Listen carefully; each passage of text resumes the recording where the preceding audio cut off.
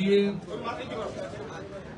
সরকারের প্রথম ক্যাবিনেটের পক্ষ থেকে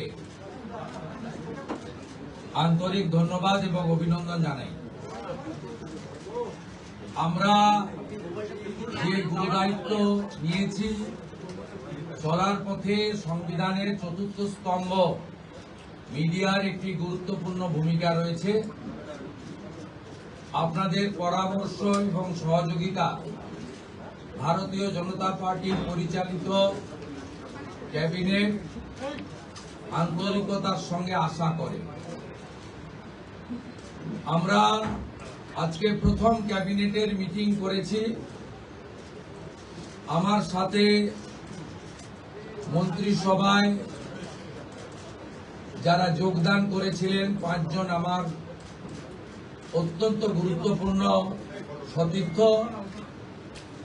সম্মানীয় দিলীপ ঘোষ মহোদয়, সম্মানীয় অগ্নিমিত্রা পাল, সম্মানীয় অশোক কীর্তনিয়া, সম্মানীয় ক্ষুদিরাম টুডু, সম্মানীয় নিশীথ প্রামাণিক, তারা আজকের এই ক্যাবিনেটে গুরুত্বপূর্ণ ক্যাবিনেটে অংশগ্রহণ করেছে। এর বাইরেও মুখ্য সচিবের নিয়ন্ত্রণে সরকারি আধিকারিকরা এবং মুখ্যমন্ত্রীর দপ্তরের উপদেষ্টা সহ অন্যান্যরা ক্যাবিনেটে আমাদের সহযোগিতা করেছে। আমি গোটা রাজ্যের মানুষকে ডক্টর শ্যামাপ্রসাদ মুখার্জির এই পশ্চিমবঙ্গ ভূমি আপনারা যে গুরুদায়িত্ব আমাদের কাঁধে তুলে দিয়েছেন, মাননীয় প্রধানমন্ত্রী নরেন্দ্র মোদীজির মার্গদর্শনে এই ক্যাবিনেট সুশাসন, সুরক্ষা এবং ডবল ইঞ্জিন সরকারের যে চলার পথ রয়েছে, যা অন্যান্য 20টি রাজ্যে চলছে, সেই পথে অগ্রসর হবে। এটা আমি পশ্চিমবঙ্গের দলমত নির্বিশেষে, বর্ণ ধর্ম নির্বিশেষে বাংলার জনগণকে আশ্বস্ত করতে চাই। এই মন্ত্রিসভা, এই সরকার for the party, by the party, of the party ব্যবস্থা তুলে দিয়ে সংবিধান প্রণেতা প্রাতঃস্মরণীয় ডক্টর বাবা সাহেব আম্বেদকরের সংবিধানের প্রধান যে ভাষা for the people, by the people, of the people ভিত্তিতে চলবে। এবারে কাজের কথায় আসি। আজকে আমরা ক্যাবিনেটে, প্রথম ক্যাবিনেটে 6টা সিদ্ধান্ত নিয়েছি। প্রথম, পশ্চিমবাংলার গণতন্ত্রের যে মহোৎসব হলো, দীর্ঘদিন বাদে মৃত্যুহীন, ভয়মুক্ত, অবাধ নির্বাচন গোটা ভারতবর্ষ কেন, গোটা পৃথিবীর মানুষ দেখল। তাই একটা প্রদেশের নির্বাচন নিয়ে আজকে বিশ্বের বিভিন্ন সংবাদ মাধ্যমে আলোচনা হচ্ছে। তাই আমরা প্রথমেই বাংলার জনগণ তথা 93% ভোট প্রদানকারী ভোটারদেরকে নতমস্তকে কৃতজ্ঞতা জানালাম। সাথে ভারতের নির্বাচন কমিশনের নিয়ন্ত্রণাধীন ভোট কর্মী, গণনা কর্মী, বাইরের রাজ্য থেকে আসা অবজারভার, কেন্দ্রীয় সুরক্ষা বল, রাজ্য পুলিশ, কলকাতা পুলিশ, সংবাদ মাধ্যম, নির্বাচনে প্রতিদ্বন্দ্বী রাজনৈতিক দল, প্রার্থী প্রত্যক্ষ পরোক্ষভাবে এই এত বড় কর্মযজ্ঞে অংশগ্রহণকারী প্রত্যেকের প্রতি এই ক্যাবিনেট কৃতজ্ঞতা জ্ঞাপন করে। দ্বিতীয়, আমরা যাদের আত্মবলিদানের মধ্য দিয়ে বিজেপি সরকার প্রতিষ্ঠা হয়েছে, সেই ভারতীয় জনতা পার্টির অকালে ঝরে যাওয়া 321 জন যারা আত্মবলিদান করেছেন তাদেরকে শ্রদ্ধার সঙ্গে স্মরণ করেছি, সমবেদনা জানিয়েছি। তাদের পরিবারের প্রতি এই সরকার দায়বদ্ধ। তারা যেমন হত্যার বিচারও আশা করেন তা আমরা দেব, সাথে সাথে এই পরিবারগুলি সামাজিক এবং অন্যান্য কল্যাণকর সমস্ত দায় দায়িত্ব আমরা এই সরকার কাঁধে তুলে নিলাম। আমাদের দেশের সুরক্ষার প্রশ্ন, পশ্চিমবঙ্গের সুরক্ষার প্রশ্ন এবং যেভাবে জনবিন্যাস বদলে গেছে, আজকে আমরা প্রথম দিনই আমরা কেন্দ্রীয় স্বরাষ্ট্র দপ্তর তথা বিএসএফ এর সীমান্ত সুরক্ষিত করার জন্য জমি ট্রান্সফার প্রক্রিয়া আমরা আজকে অনুমোদন দিলাম এবং আজ থেকেই ল্যান্ড ট্রান্সফার প্রক্রিয়া শুরু হবে। ভূমি ও রাজস্ব সচিব তাকে এবং মুখ্য সচিবকে দায়িত্ব দেওয়া হলো 45 দিনের মধ্যে বিএসএফ এর প্রয়োজনীয় জমি হস্তান্তর সম্পূর্ণ করতে হবে, যা আমাদের কেন্দ্রীয় স্বরাষ্ট্রমন্ত্রী নির্বাচনের আগেই বলেছিলেন। এই কাজটা আজকে প্রথম ক্যাবিনেটে আমরা করলাম। মাননীয় প্রধানমন্ত্রী নরেন্দ্র মোদীজি তিনি বলেছিলেন প্রথম ক্যাবিনেট মিটিংয়ে আমরা আয়ুষ্মান ভারতে যুক্ত হব। আমরা আয়ুষ্মান ভারতে যুক্ত হলাম এবং সংশ্লিষ্ট দপ্তর কেন্দ্রীয় স্বাস্থ্য দপ্তরের সঙ্গে প্রয়োজনীয় যে এগ্রিমেন্ট অন্যান্য যে বিষয়গুলি রয়েছে সেটা স্বাস্থ্য সচিব, মুখ্যমন্ত্রীর দপ্তরের উপদেষ্টা এবং মুখ্য সচিব মিলিতভাবে অতি দ্রুত সম্পন্ন করবেন।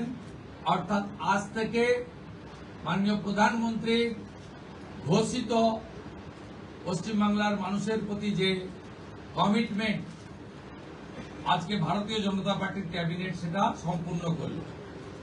এর সাথে সাথে প্রধানমন্ত্রী জন আরোগ্য যোজনা, প্রধানমন্ত্রী ফসল বীমা যোজনা ক্রপ ইন্স্যুরেন্স, প্রধানমন্ত্রী স্কুলস ফর রাইজিং ইন্ডিয়া পিএমশ্রী, প্রধানমন্ত্রী বিশ্বকর্মা, বেটি বাঁচাও বেটি পড়াও, প্রধানমন্ত্রী উজালা যোজনা 3.0 এবং অন্যান্য কেন্দ্রীয় স্কিম বা সেন্ট্রাল গভর্নমেন্ট স্পন্সর স্কিম আমরা যুক্ত হওয়ার সিদ্ধান্ত নিলাম।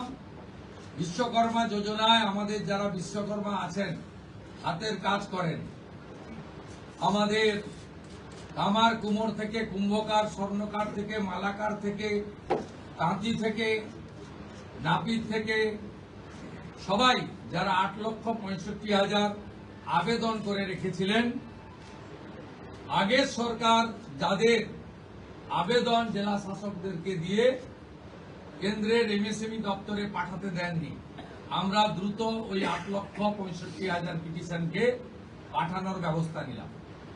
আপনারা জানেন পশ্চিমবঙ্গে 11 কোটি মা বোন দিদি উজালা 1-2 বেনিফিটেড হচ্ছেন ভারতবর্ষে। পশ্চিমবঙ্গে 11 কোটির মধ্যে 1,29,00,000 পান, সবচেয়ে হাইয়েস্ট।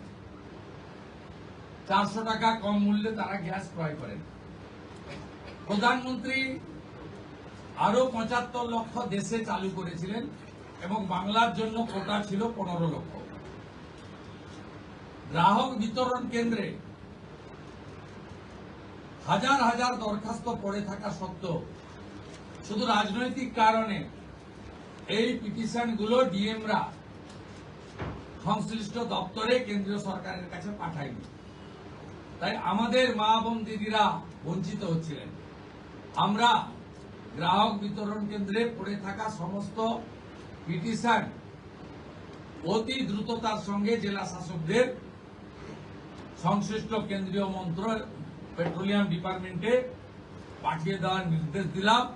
এর ফলে উজালা যোজনা 3 তাতে পশ্চিমবঙ্গের আরো কয়েক লক্ষ মা বোন দিদি যুক্ত হওয়ার সুযোগ পেলেন। আমাদের পঞ্চম সিদ্ধান্ত, এতদিন পর্যন্ত পশ্চিমবঙ্গে national cadre is IPS, Paschimbanga cadre WBCS WBPS, এদের কোন কেন্দ্রীয় সরকারের ট্রেনিং এ কেউ যুক্ত হতেন না। এটা মুখ্যমন্ত্রীর অলিখিত নির্দেশ ছিল। আগের মুখ্যমন্ত্রী, বিদায়ী মুখ্যমন্ত্রী, প্রাক্তন মুখ্যমন্ত্রী। আমরা আজকে এই বিষয়ে চিফ সেক্রেটারিকে অন্য রাজ্যের যে নিয়ম আছে সেই নিয়ম ফলো করার জন্য আমরা তাকে এম্পাওয়ার করলাম, দায়িত্ব দিলাম। সাথে সাথে শুনলে অবাক হয়ে যাবেন, বিএনএস ভারতীয় ন্যায় সংহিতা, যা মাননীয় প্রধানমন্ত্রী নরেন্দ্র মোদীজির নেতৃত্বে কেন্দ্রীয় স্বরাষ্ট্রমন্ত্রী মাননীয় অমিত শাহজি পার্লামেন্টে দুটো কক্ষে অনেক আগে অনুমোদন করেছেন, রাষ্ট্রপতি মহোদয়ের সই হয়েছে, রুল হয়ে গেছে। আমরা আশ্চর্য হয়ে গেছি যে এখানে বিএনএস কার্যকর করা হয়নি, অর্থাৎ অত্যন্ত অবৈধভাবে সংবিধানকে বৃদ্ধাঙ্গুষ্ঠ দেখিয়ে আগের সিআরপিসি আইপিসি চলছিল। আজ থেকে বিএনএস এ যুক্ত হলো পশ্চিমবঙ্গ সংবিধান মেনে। আগের সিআরপিসি আইপিসি এই আইন আর থাকলো না। ভারতীয় ন্যায় সংহিতাতে আমাদের আজ থেকে কাজ শুরু হলো। এরও ছাড়পত্র ক্যাবিনেটের প্রথম দিলেন। ষষ্ঠ সিদ্ধান্ত, মাননীয় স্বরাষ্ট্র ও সমবায় মন্ত্রী অমিত শাহজি নির্বাচন প্রচারের আইটিকি থেকে বলেছিলেন যে 2015 সালের পরে পশ্চিমবঙ্গে কোনো রিক্রুটমেন্ট হয়নি, তাই প্রচুর শিক্ষিত যুবক যুবতীর বয়স চলে গেছে। 5 বছর এক্সটেনশন, মানে আবেদনের বয়সের ঊর্ধ্বসীমা ক্যাবিনেট মঞ্জুর করলো। এটাও আজকে আমরা করলাম। আজকে এই ক্যাবিনেট সিদ্ধান্তগুলো আমরা নিয়েছি। আমাদের আরো বেশ কিছু কমিটমেন্ট রয়েছে, যেগুলো ইতিমধ্যে আপনারা জানেন। আমরা পরবর্তী সোমবার আবার একটি ক্যাবিনেট মিটিং করব। সেক্ষেত্রে আমাদের আরো আমাদের আরজিকর সহ নারী নির্যাতনের বিষয়ে, প্রাতিষ্ঠানিক দুর্নীতির বিষয়ে, পে কমিশনের বিষয়ে, এরিয়া ডি এর বিষয়, এই যে বিষয়গুলি আছে আমরা পরবর্তী ক্যাবিনেটে সেগুলো করব। কারণ আমরা আমাদের যে অফিসিয়াল কাজকর্ম দেখে আমাদের খুব বেশি সময় আমরা পাইনি। আজকে প্রথম কাজের দিন সরকার গঠন হওয়ার পরে আপাতত যে কাগজগুলো রেডি ছিল তার উপরে ক্যাবিনেট আমরা এই সিদ্ধান্তগুলো নিয়েছি, কার্যকর হবে। আপনাদের মধ্যে বাংলার গণদেবতা জনতা জনার্দনকে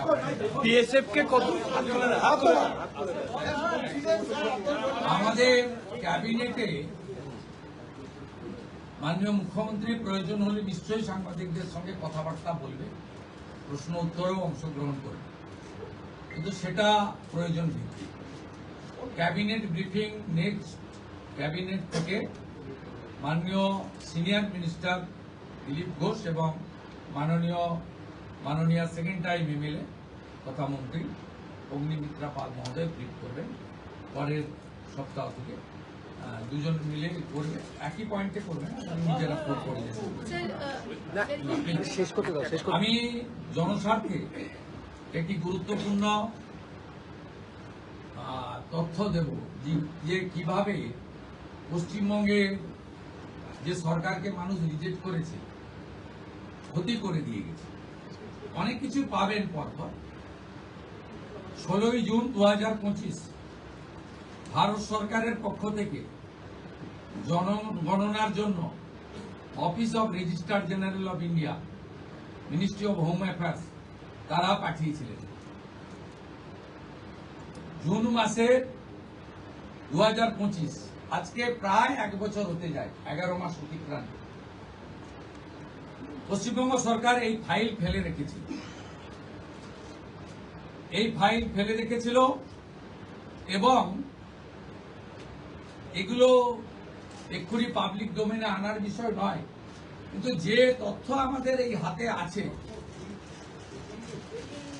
যে লিখিত তথ্য আছে, তাতে এরা শুধুমাত্র পশ্চিমবাংলার সঙ্গে বিশ্বাসঘাতকতা করেনি, দেশের সঙ্গে, দেশের সংবিধানের সঙ্গে বিশ্বাসঘাতকতা করেছে এবং এদের মূল লক্ষ্যই ছিল এই জনগণনা আটকে দিয়ে মহিলা সংরক্ষণ যাতে ভারত সরকার করতে না পারে, মহিলারা যাতে বিধায়ক সাংসদ না হতে পারে, সেজন্যই এসব করে গেছে।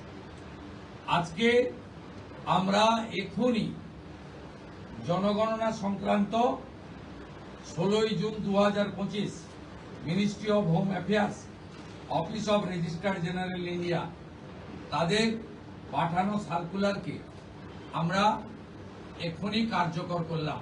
এই মুহূর্ত থেকে জনগণনার কাজ, তার প্রক্রিয়া পশ্চিমবঙ্গ সরকার আজ থেকে এই মুহূর্ত থেকে করলো।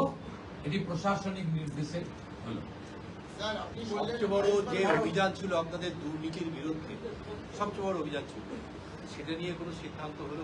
আমি আপনাকে বলেছি, প্রাতিষ্ঠানিক দুর্নীতি, মহিলা নির্যাতন, পে কমিশন, এরিয়া ডিএ, এগুলো নিয়ে নেক্সট ক্যাবিনেটে গুরুত্ব সহকারে আমরা ক্যাবিনেটে আনবো। নেক্সট মানডে হবে। আমাদের কিছু পেপার ওয়ার্কের প্রয়োজন আছে। আমরা আগের মতো বাজেট হয়ে যাওয়ার পরে চন্দ্রিমা তুমি এটা বলে দাও, এভাবে সরকার চলতে পারে না। সরকার চলে তথ্যের উপরে, সরকার চলে নিয়মের উপরে এবং সরকারি সিদ্ধান্ত হয় সংবিধানের কতগুলো বিষয়ের উপরে। তাই এই গভর্নমেন্ট আমিত্বে বিশ্বাস করে না, আমরা নীতিতে চলবে এবং রুলস, অ্যাক্টস, সংবিধান, একে প্রায়োরিটি দিয়েই আমরা কাজ করব। আমরা আশা করব এই সরকারের কোনো সিদ্ধান্ত নিয়ে, আপনারা তো বটেই, আমরা বেঁচে থাকা কিছু 2-5% যারা সমালোচক, সেই সমালোচকরাও কোনো সমালোচনা করতে পারবেন না, এই রকম সুযোগ এই সরকার দেবেন।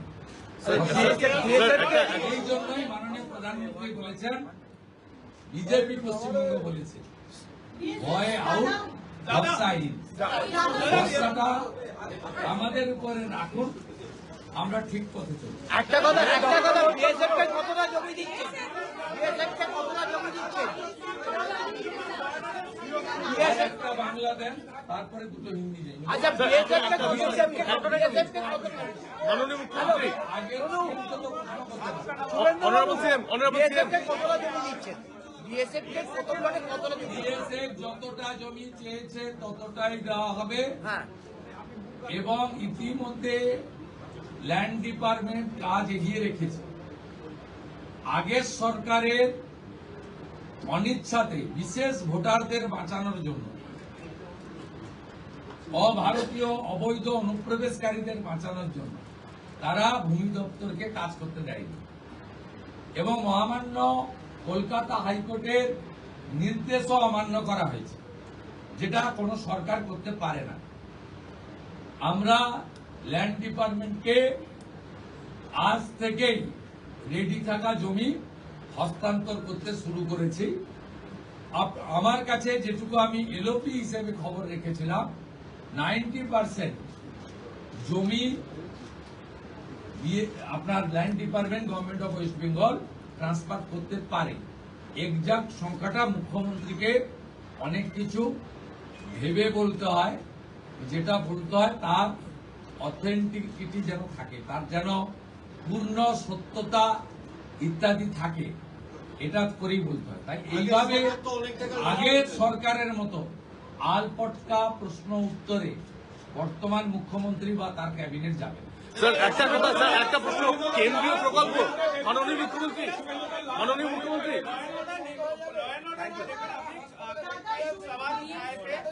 आप जो विरोधी में तब उठाए थे, अब सत्ता में आप आ गए, आपका सिंगल डायरेक्टिव क्या होगा एडमिनिस्ट्रेटिव हेड्स के लिए ताकि रेस्टोर हो पाए राज्य का लॉ एंड ऑर्डर? और बीएसएफ वाला भी अब जो दे रहे हैं वो अगर नीति में थोड़ा बता दें।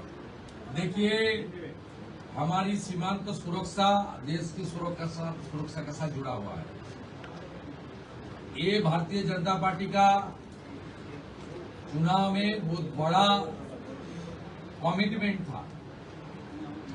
देश हित में बंगाल का हित में, इसलिए आज पहले कैबिनेट में हम लोग बीएसएफ को लैंड ट्रांसफर करने का डिसीजन ले लिया है। लैंड डिपार्टमेंट जो लैंड उनका पास है, उन्होंने लैंड डिपार्टमेंट ने बहुत सारा एक्सरसाइज भी करके रखा है। वो लैंड ट्रांसफर आज से शुरू होगा और पूरा के पूरा लैंड माननीय गृह मंत्री जी ने जिस तरीके से बताया था, ऑनरेबल प्राइम मिनिस्टर ने जिस तरीके से उनका गाइडेंस हम लोग को मिला, उनका इंस्ट्रक्शन मिला, पहले कैबिनेट ये आने वाला 45 डेज के अंदर पूरा के पूरा जमीन एमएचए को ट्रांसफर करेगा, बीएसएफ फेंसिंग पूरा कर देगा और इलीगल इन्फिल्ट्रेटर्स का जो हमारी प्रॉब्लम चल रहा है ये भी कुछ दिन के अंदर रिजॉल्व हो जाएगा। ये डिसीजन कैबिनेट ने लिया है।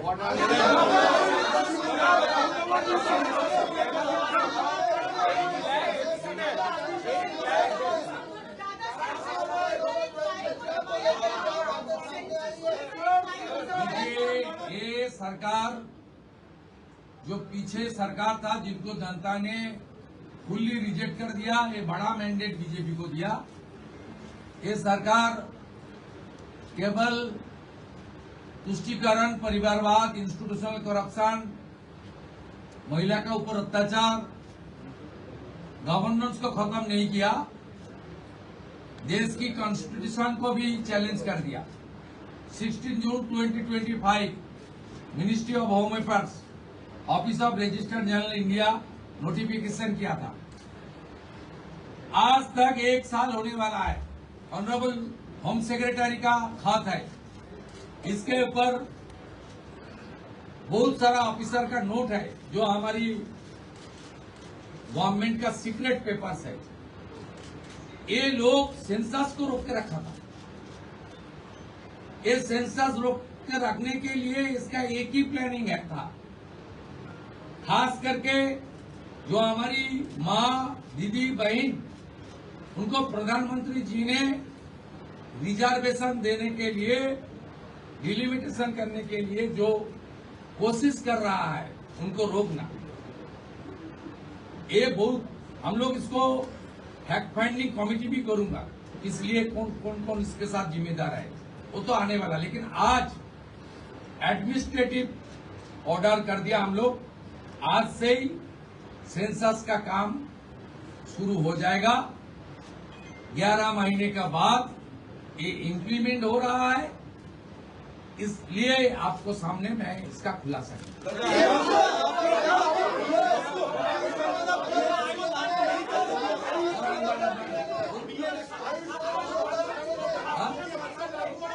आयुष्मान भारत योजना के आज से लागू हो रहा है। ऑनरेबल प्राइम मिनिस्टर साहब का कमिटमेंट था, बीजेपी का मैनिफेस्टो में था। आयुष्मान भारत कैबिनेट ने मंजूरी दे दिया है। बाकी हेल्थ डिपार्टमेंट, सेंट्रल गवर्नमेंट का हेल्थ डिपार्टमेंट के साथ एग्रीमेंट और दूसरे की जो प्रक्रिया करना चाहिए वो प्रक्रिया आज से शुरू हो जाएगा।